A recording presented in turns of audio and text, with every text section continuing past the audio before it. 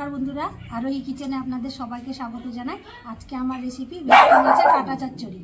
आमी एकटा मशलार जोन्नो निये नियेछि लंका 8-10टा शुकनो लंका दिये दिब और एखाने बड़ो दुखाना आमी रसुन नियेछि, रसुनटा दिये दिब और एखाने नियेछि एकटा अर्धेक पेঁয়াজ, पेঁয়াজটা दिये दिब और एखाने नियेछि एकटु आदा, आदाटाও दिये दिब। एबार भालो करे एकटा पेस्ट करे निये आसबो।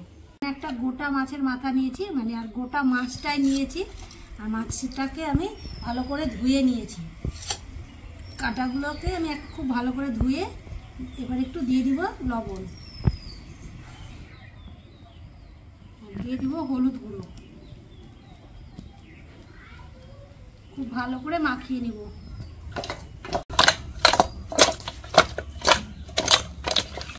ধনেটাকে আমি হালকা করে ভেজে নিব আর কড়াইটা খুব গরম হয়ে গেছে তাই আমি একটু নিচে নামিয়ে রেখেছি। ওতেই দিয়ে দিব জিরা, এখানে আমি গোটা জিরা নিয়েছি, গোটা জিরাটা দিয়ে দিব।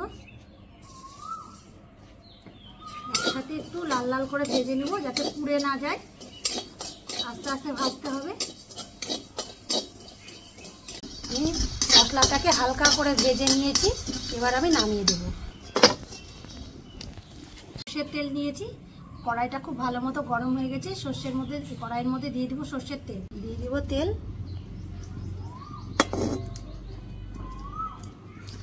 খুব ভালো মতো গরম হয়ে গেছে। কড়াইয়ের মধ্যে দিয়ে দিব মাছ,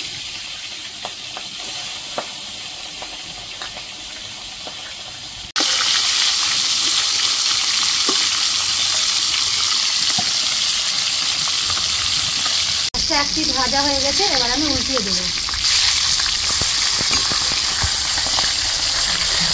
মাছগুলো সব ভাজা হয়ে গেছে, এবার তুলে নেব। নিয়েছি একটু গোটা জিরে আর একটা তেজপাতা, তেজপাতাটা দিয়ে দিব তেলে। আর মাছের যে তেলটা বেঁচে ছিল সেই তেলটাই আমি দিচ্ছি, আর অন্য তেল দিইনি। আর অল্প সামান্য দিয়ে দিব জিরে। সাইজের পেঁয়াজ একবারে জিরি জিরি করে কেটে নিয়েছি, দিয়ে দিব পেঁয়াজ কাটাটা।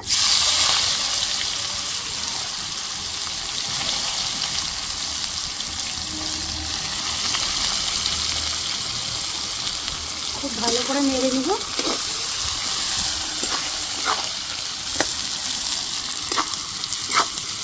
পেঁয়াজটা দেখুন আমি এরকম কালারের করেছি। এর মধ্যে দিয়ে দিব যে করে রাখা মশলাটা, খুব ভালো করে আবারও মিশিয়ে নেব।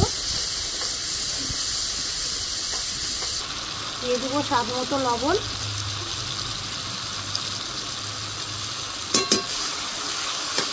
নিয়েছি কাশ্মীরি লঙ্কার গুঁড়ো, একটু কালার হওয়ার জন্য।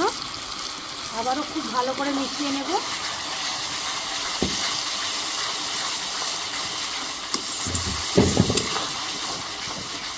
টমেটো কেটে নিয়েছি, টমেটোটা দিয়ে দিব। আবারও ভালো করে খুব ভালো করে মিশিয়ে নেব।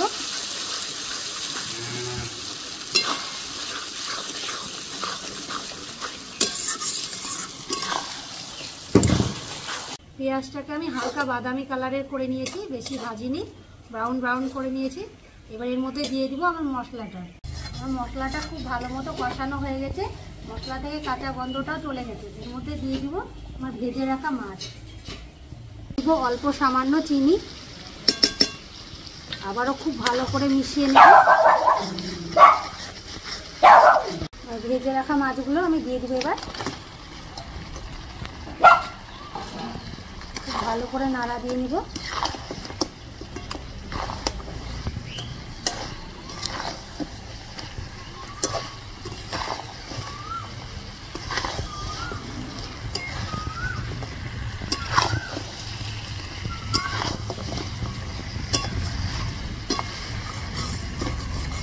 মাছটাকে খুব ভালো করে নাড়াচাড়া করে মশলাটাকে খুব ভালোভাবে মিশিয়ে নিয়েছি।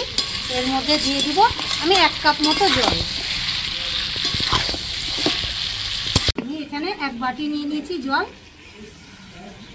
জলটা দিয়ে দিব। আস্তে আস্তে হবে, এখানে খুব বেশি জল দেওয়ার দরকার নাই, যেহেতু আমি মাছটা মাখা মাখা করব।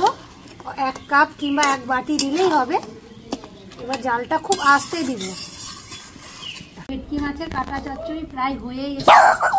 ভেটকি মাছের কাটা চচ্চড়ি প্রায় হয়ে এসেছে। আমি ঢাকনাটা খুলে আপনাদেরকে দেখাচ্ছি। আর এখানে আমি যে ধনে জিরাটা ভেজে রেখেছিলাম সেটা গুঁড়ো করে নিয়েছি, ওটা দিয়ে দেবো উপর দিয়ে ছিটিয়ে। ধনে জিরা আর এই যে গরম মশলাটাও দিয়ে দিব, এর কারণে যে মাছের একটা আষ্টে গন্ধ থাকে সেটাও থাকবে না, আর খেতে খুব ভালো লাগবে। আবারও ভালো করে নাড়া দিয়ে নিব। ভেটকি মাছের কাটা চচ্চড়ি হয়ে গেছে, এবার আমি নামিয়ে দেবো। আমার ভেটকি মাছের কাটা চচ্চড়ি রেসিপিটি ভালো লাগলে আমাকে লাইক, কমেন্ট, শেয়ার করুন। আমার চ্যানেলটি সাবস্ক্রাইব করে রাখুন।